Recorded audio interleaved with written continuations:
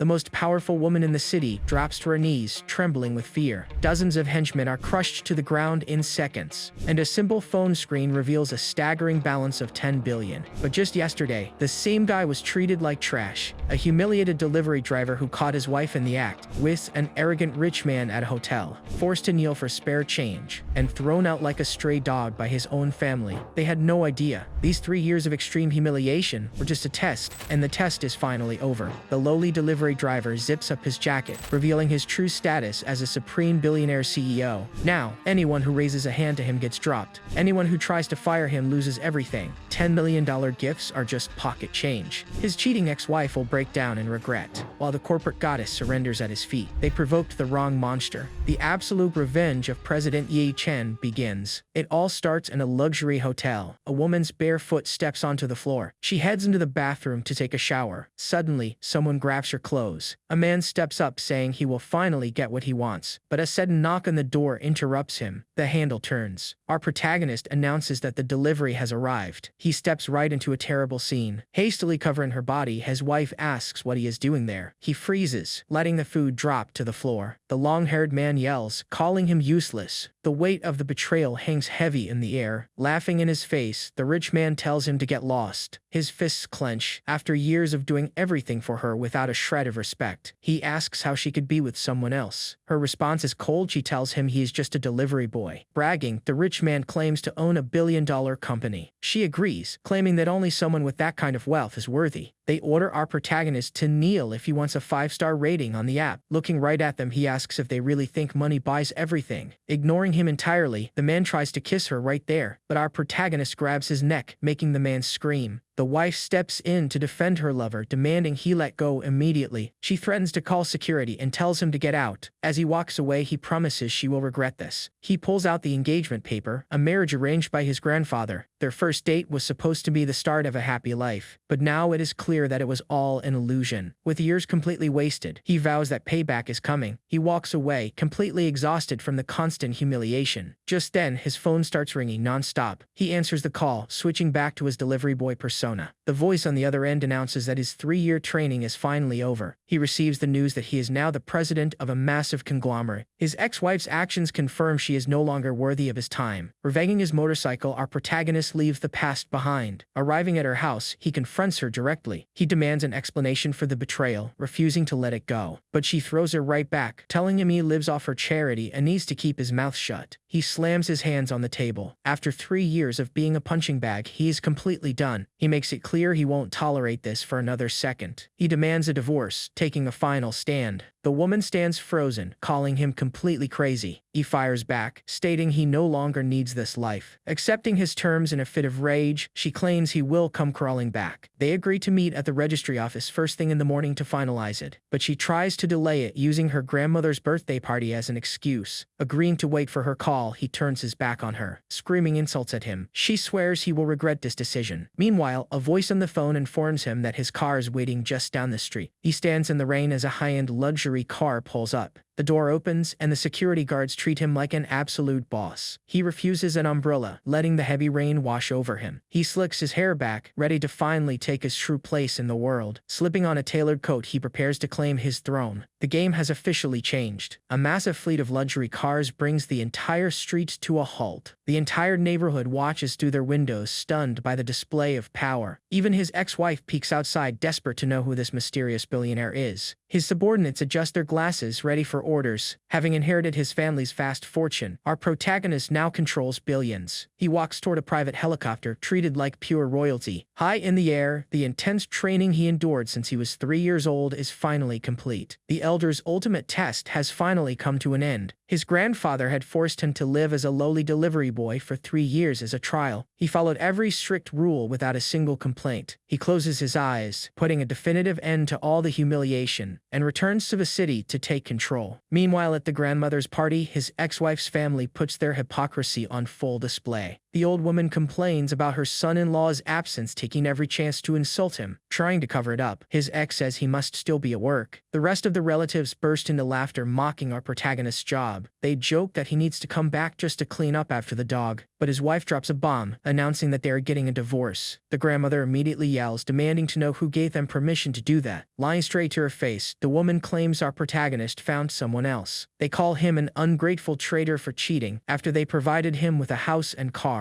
Adding fuel to the fire, the cousin makes a joke out of the whole situation. Losing her temper, the old woman orders them to drag him over so they can teach him a lesson. Grabbing her phone, the ex calls him to deliver the order. His phone rings, and he answers the call. He asks what she wants, completely out of patience. She demands he show up in front of the grandmother right away, but our protagonist simply hangs up on her. She tells the family that he refused to show up. Out for blood, the cousin offers to drag him there by force. The ex-wife is left standing there, completely humiliated by his absolute disregard. The grandmother then gathers everyone around, announcing she has serious news to share. She brings up the new president of the conglomerate, a man who remains a complete mystery. She begins planning their future, desperate to get close to this new billionaire at all costs. Walking into his new office, our protagonist is greeted by the staff. His right-hand man questions why he is still wearing his delivery uniform, but he decides to keep the disguise as it is the final day of his delivery contract. The scene cuts to the ex's cousin speeding down the road in a sports car to hunt him down. He promises to deal with him quickly and painfully. Slamming on his brakes out of nowhere, our protagonist is nearly run over by the playboy. The cousin orders him to get into the car right now, trying to intimidate him, but our protagonist fires back, stating that not even the old woman begging on her knees could stop this divorce. He questions what right the old woman has to punish him. The cousin yells that he betrayed the family and must pay heavily. Calmly removing his helmet, our protagonist asks if his ex made that up. He holds back a laugh. A chuckle slips out at the sheer delusion of this family. He warns them that his patience has a limit. The playboy freezes, completely thrown off by the sudden change in his demeanor. Rejecting the banquet invitation, he turns to walk away. Stepping out of the car, the cousin threatens to teach him a lesson. He lunges forward with everything he has. Our protagonist answers with a solid kick right to the playboy's face. Desperate, the rich kid pulls out a pocket knife. He swings wildly, trying to land a hit. Grabbing his wrist, our protagonist shuts the attack down effortlessly. A clean punch sends the cousin flying backward. He makes it crystal clear that he is no longer the family's lapdog. His days of taking orders are officially over. Sprawled on the ground, the cousin mutters a threat of revenge. Meanwhile, back at the hotel, the matriarch steps out to the front of the building. Her grandson's car pulls up at a crawl. Whining to his grandmother, the playboy puts on an exaggerated show. He claims the useless delivery boy attacked him. Furious, his father demands that our protagonist pay for this. He asks if they should just call the police right away. Rejecting the idea to protect the family name, the grandmother takes control. Making a few shady calls, the father hires some local thugs for the job. Waiting in the apartment stairwell, the hired muscle sets up an ambush, ordering him to come quietly or else the massive men circle him. Faced with the underworld trap, our protagonist doesn't even blink. Without hesitation, the men charge at him. Within seconds, the stairwell echoes with the gang's screams of pain. Dusting off his hands, his only concern is whether the delivery is still intact. One of the thugs struggles to his feet for a second attempt. Moving like lightning, he lands a brutal punch right to the guy's face. He picks the package off the floor, his focus entirely on the job. He lets out a relieved sigh, glad the food is completely unharmed. He heads off to his final delivery, eager to finish his shift. Back at the luxury hotel, his father-in-law reports that the thugs were completely humiliated. The mother-in-law's jaw drops, refusing to believe the useless boy knows how to fight. Screaming in frustration, the grandmother asks if anyone can actually stop him. Changing the subject, the father-in-law introduces the regional delivery boss. Whispering to the grandmother, the playboy's father claims to have a brilliant idea. Handing over an incredibly expensive wine, the delivery boss flatters the matriarch, accepting it with a forced smile. The old woman hides her boiling anger. The father-in-law then brings up his useless son-in-law, setting the plan in motion. Lying through his teeth, he claims the boy was unfaithful and assaulted his grandson. Shocked, the boss asks how a lowly delivery boy would dare do such a thing. Confirming the boy is his employee, the suit decides to step in. He tells him to leave it to him, eager to prove his worth to the wealthy family. Calling dispatch, he has them track Ye Chen's number and request an immediate delivery. 15 minutes later, our protagonist arrives arrives at the hotel with his delivery bag. As he takes off his helmet, Mr. Ma announces the delivery and orders him inside, demanding he bring the food in. The father-in-law sets the stage for a public humiliation, but our protagonist states that delivery drivers stay outside, asking them to take it at the door. The man insists on the trap, ordering him to step inside immediately. He points out that the door is already open. Stepping inside, the ambush becomes obvious. The Wang family is standing right next to his boss. Mr. Makum immediately marches up to him. He orders him to strip off his uniform and hand over his badge, firing him on the spot. Frowning, our protagonist asks the reason for all this theater. Calling him an idiot, the cousin boasts that Mr. Ma is the top boss of the region. Adding to the humiliation, the father-in-law pulls out his phone, pretending to talk to the manager. Playing along, Mr. Ma confirms that Yi Chen is officially out of a job. He demands he remove the company uniform right in front of everyone. He takes off the uniform with pure contempt, clearly entirely unbothered about losing the job. Laughing in his face, the cousin calls him a homeless stray. He drops the company shirt to the floor without a second thought. The men mockingly doubt he will ever amount to anything better in life, but our protagonist casually mentions that the company's city contract is about to expire anyway. Sneering, his ex-boss says a nobody like him will never have the power to effect that. The matriarch finally loses her patience, screaming at him to kneel, accusing him of betrayal and assault. The old woman demands a severe punishment. He simply asks why on earth he should kneel to her. She brings up an old promise, reminding him he once agreed to face any punishment if he stepped out of line. Stating that his word is absolute, he accepts the challenge, but refuses to bow down. The father-in-law orders them to bring out the dragon ruler to scar his son-in-law. A luxurious box is opened, revealing the family's traditional weapon of punishment. The family openly gloats, explaining that the wooden ruler leaves deep marks for days. Getting the final order, the grandmother commands them to strike his face 20 times. Grabbing the ruler, the brother-in-law steps up, eager to play executioner, but his ex-wife interrupts, her voice dripping with hate as she demands to do it herself. Gripping the heavy wood, she winds up to strike. Staring coldly right back at her, he dares her to swing. He asks if she really has the nerve, his intense glare making her hesitate. Covering up her fear, she claims that as his wife, she holds the sole right to punish him, but the cousin snatches the ruler away, throwing every insult in the book at him. He swings hard, aiming straight for his face, but our protagonist catches the playboy's hand with absolute ease. He fires back with a punch that drops the rich kid right in front of the entire room. The entire room of guests is left completely speechless. The matriarch completely loses it, screaming that she will have him thrown in jail. Completely unfazed, he states that it was just self-defense. His father-in-law tries to take the moral high ground, asking if a real man would act this way. But our protagonist shoots that down, stating he will only accept punishment if he actually did something wrong. The old woman doubles down, accusing him again of betrayal and attacking her grandson. That is when he drops the bomb, revealing his ex was in a hotel room with another man. Whispers immediately erupt among the guests, her supposed innocence completely shattered. Desperate, his ex screams that it is a lie, claiming they were just meeting for business. He destroys her excuse instantly, asking if she really needed a private hotel room just to talk business. Right then, the preppy Feng Xiao steps into the hall. Playing dumb, the wealthy playboy asks what is going on. The ex-wife begs him to tell the truth about their meeting and clear her name. Lying straight to their faces, the rich heir claims she was only there to deliver some documents. He even accuses Yi Chen of being a liar with zero proof. He says Yi Chen is just trying to drag his wife down out of jealousy, completely winning over the matriarch. He then reveals he left a 1-star review for Yi Chen on the delivery app. Showing his phone, he proves he is the reason Yi Chen got fired. The former boss cracks a smile, confirming the bad review was for a poor attitude. The guests immediately go back to glaring at Yi Chen. Pushing the humiliation further, the rival demands an explanation for the dropped food. He crosses his arms, stating that Yi Chen clearly cannot handle the pressure of a real job. Yi Chen laughs at their sheer shamelessness. There is no turning back now. The matriarch demands silence and asks if he has any actual proof of the cheating. A heavy silence fills the room for a few seconds. The old woman quickly brushes it off to focus on what matters, the divorce. Yi Chen stands his ground, stating there is camera footage proving he acted in self-defense. The matriarch yells that no one cares about that. She just wants him gone. He makes his final offer, promising to disappear if they just leave him alone. He demands an immediate divorce so he will not have to get the police involved. Calling the marriage her late husband's biggest mistake, the matriarch accepts right away. The relatives immediately celebrate the relief of shedding this dead weight. They agree that the granddaughter deserves someone from high society. They officially kick Yi Chen out of the family with absolutely nothing to his name. The excited father-in-law waves a waiter over for drinks to celebrate. He proposes a toast to his daughter's new life alongside a respectable man. man. The ex-wife gets showered with praise by her mother for hooking a wealthy heir. The mother-in-law even brags that her daughter is still completely untouched after 3 years of marriage. Watching the scene with a smirk, a massive weight lifts off Ye Chen's shoulders. He raises his wine glass, preparing for a final toast. He wishes his ex-wife luck in finding someone truly on her level. The ex-wife tries to act superior, demanding he fall to his knees and beg for her forgiveness. Laughing at the sheer absurdity, he asks if she genuinely thinks he would stoop that low. He lifts his glass without blinking and pours the entire glass of wine straight onto the floor. Furious, she screams that he has completely lost his mind. The audacity of wasting the drink leaves the room outraged. Pointing to his swollen face, the cousin declares that simply getting a divorce is letting him off too easy. The matriarch firmly states she will not let this insult slide. She calls on the wealthy guest to cut off Ye Chen's livelihood across the entire city. The guests whisper among themselves, debating if it is worth getting involved in the drama. Feng Zhao quickly steps up, permanently banning him from every hotel in the area. Eager to see him crawl, the arrogant heir swears he will be the one marrying Ye Chen's ex. A restaurant owner joins in, completely blacklisting him from all local dining spots. His former boss promises he will never work a delivery job again. Staring the crowd down, Ye Chen smirks and asks if anyone else wants a turn. One last businessman steps forward, banning him from every bar in the district. The cousin laughs, suggesting he should try his luck as a security guard since he clearly knows how to throw a punch. The entire room agrees that no one in the city would ever dare cross their elite circle. They burst out laughing, absolutely certain they have just ruined Ye Chen's life. Out of nowhere, a stunning woman enters the venue. The father-in-law trembles, quickly apologizing for not welcoming her properly. Trying to suck up to her, the Wans introduce the famous vice president of the Huasheng group. She is known to everyone as the absolute goddess of the business world. President Qin's authority in the city is vast and merciless. Acting like royalty, she ignores the sycophants and focuses on only one person. She studies Ye Chen's face with deep curiosity. She has found exactly who she was looking for. The father-in-law chimes in, stating she is the only one connected to the true elite of Yongcheng. Awaiting her commands, the businessmen loudly agree that she runs the entire city. He quickly apologizes for speaking out of turn. Many whisper that someone this beautiful must have used shady tactics to reach the top. Begging her to cut off Ye Chen's livelihood,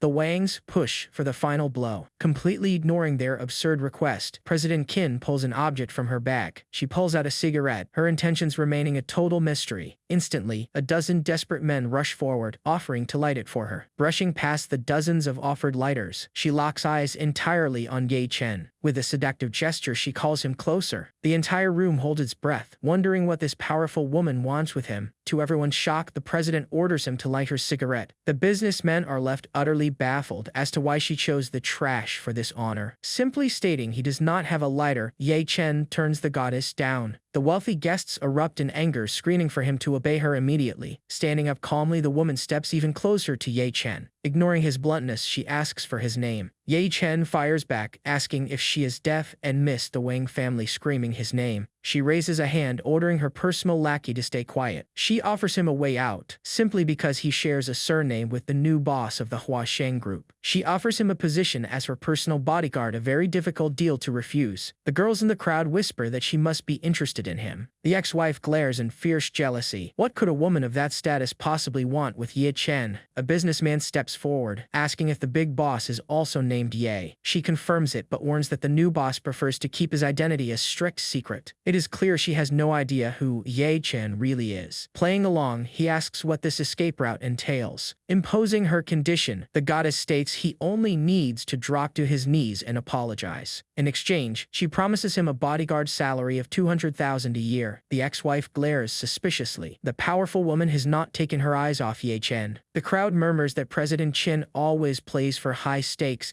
and never acts without a solid reason. Enchanting the men in the room, the vice president holds absolute control over the situation. But Ye Chen drops a deadpan "I refuse," leaving the entire room completely speechless again. The ex-wife's jaw drops. To refuse an offer like that borders on insanity. Outraged by the public rejection, the iron-willed businesswoman loses her composure for a second. Staring right back at her, Ye Chen shows zero fear. Harshly shutting her down, he repeats that he does not want the job. A shiver runs down the powerful woman's spine. She is caught completely off guard. Her bodyguard furiously steps forward to defend his boss, but she instantly orders him back. Intrigued by the sheer audacity, Kin knows this guy is no ordinary nobody. Changing tactics, the president declares her total support for the Wayne family's boycott. Celebrating his downfall, the ex-wife sneers that he is finished and cannot even get a job as a basic henchman now. Unfazed, Yi Chen asks if she speaks only for herself or for the entire Huashen group, confirming she represents both. She demands to know who he thinks he is to question her. Whispers spread that her position is not that high and people start to doubt everything. Then the bombshell drops: the new President Yi is actually her lover. He faces this blatant lie since he never agreed to be her lover. Someone bluntly asks if he feels any shame about the whole situation. The crowd comments that only a powerful CEO could match her, marking the protagonist as a lost cause. With the 70 million deal seemingly guaranteed, the Wang family already celebrates their incoming profit. She asks everyone to keep the romance a secret, trying to control the narrative. Meanwhile, the boy struggles to hold back his laughter at the ridiculous story. The woman demands to know what he is laughing at. He fires back, telling her she is pretty, but not enough to attract this President Yi. Keeping up the delusion, she claims they admire each other and that he even rented an island to propose. She lies without even blinking an eye. Brushing the conversation aside, the boy announces he is heading to the registry office to sign the divorce papers. But the cousin tells him not to rush, offering him a seat to eat the leftovers. The playboy laughs at the pathetic display outside, amusing himself with the humiliation. Grabbing his phone, the boy states that Mr. Ma Kum's situation needs clearing up. He quickly dials a number, making a high-level call. Addressed as the third young master, he orders a license to be revoked immediately. He commands the cancellation of the Tuan Tuan delivery agency in Yuncheng, proving who is really in charge. The man on the other end accepts the order with complete submission, not asking a single question. He promises to handle it personally and even invites his boss to dinner. Shortly after, he ends the call and puts his phone away. A heavy silence falls over the room as the crowd tries to process what just happened. Businessman Ma bursts into laughter, dismissing the threat and mocking the boy. The guests ridicule him, refusing to believe a mere delivery man has connections with someone so powerful. His ex-wife calls him a fraud, visibly embarrassed by his act. President Qin keeps her eyes locked on the boy amidst the reactions. But then Mr. Makam receives an urgent call from President Wu, making him tremble on the spot. He turns pale upon hearing his license was revoked by a higher authority, his world collapsing around him. Panic sets in as his agency is taken away from him in an instant. Trying to hide his panic from the crowd, he steps away to continue the call. He begs President Wu to reconsider, terrified of ending up ruined. However, the contact states the decision came directly from headquarters, cutting off any chance of negotiation. The boss announces the contract is void and a substitute is already on the way, before hanging up. The protagonist stands by as the businessman breaks down in public. Forcing a fake smile to keep his composure, Mr. Ma lies, claiming the renewal was a success. Cousin Wang immediately raises a toast to his wealth, completely oblivious to his bankruptcy. Ma Kum holds back tears, and the boy mockingly asks if he is crying tears of joy from his success. The businessman claims the liquor burned his throat, trying to mask his despair. The boy demands to know why he isn't telling the truth about the license, humiliating the liar. Exploding with anger, Ma Kum claims Tuan Tuan took back management, trying to save face. The boy calmly sips his tea, pointing out how incredibly easy it was to ruin him. The crowd falls for Ma Kum's excuse, refusing to believe a delivery man could cause such a downfall. After all, if he really had that kind of power, the Wang family's ruin would be inevitable. The woman calms the room, assuring everyone his bankruptcy has nothing to do with the boy. She quickly adds that her ex-husband comes from a family of nobodies. Everyone laughs at the absurd idea of a true young master enduring 3 years of constant humiliation. His father-in-law brutally rejects his gift, ordering the waiter to take the expensive wine away. This circle of fake elites only cares about money, reeking of corruption. The waiter invites everyone to the appetizers, officially announcing the start of the banquet. He plans to sign the divorce papers right after eating so he doesn't ruin the grandmother's party. He waits for the banquet to end to settle the paperwork once and for all, but as they reach for the food, their spoons accidentally touch. The cousin causes a scene, screaming that her cutlery is dirty just from touching his. The boy makes a highly sarcastic comment about the papaya soup on the table. This leaves the girl furious, demanding to know exactly what he meant by that. She orders the protagonist to shut his mouth and just eat. The family attacks him, complaining that he arrived empty-handed to an 80th birthday party. declaring that the word of the Wang family is law. The old woman orders him to eat before she throws him out. His mission would have failed years ago if the old lady hadn't stopped the divorce back then. He takes out his phone, ordering a luxury gift to be delivered to the hotel. His ex mocks him, stating the family doesn't accept trash, completely unaware of what is coming. She tells him to spare himself the embarrassment and cancel any cheap souvenir he ordered. She grows increasingly irritated, repeatedly asking if he is even listening. 10 minutes later, a delivery rider appears right at the venue's entrance. Stopped by security, the delivery man announces he has a special gift. He asks for the birthday girl holding a highly important package. He explains that the owner of a luxury car paid him to deliver it. Stepping forward, the playboy immediately demands the box. He grabs the velvet packaging and wastes no time tearing it open. The absurd glow coming from inside leaves everyone breathless. It reveals pure jade bracelets valued at no less than 10 million. People question which billionaire would send such a treasure through a simple delivery rider. Meanwhile, the boy eats in peace, ignoring the chaos he just caused. Fascinated by the jewels, the guests try to guess who dropped such a fortune. The family is deeply intrigued, knowing all the big shots are already at the banquet. They assume the gift must have come from one of the wealthy suitors. Convinced a powerful man is making a move, the girl starts dreaming of her next wedding. They insinuate the gift is from a rich man pursuing Yuan, completely inflating her ego. They congratulate the old lady on her generous future grandson-in-law, treating the theory as absolute fact. They would rather invent a fake admirer than accept the truth, while he simply watches them. Standing up abruptly, he asks his ex if she is finally done eating. He states that the gift has been delivered, and it is time to head to the registry office. The woman looks at him in complete confusion, not grasping a single word. He points straight at the $10 million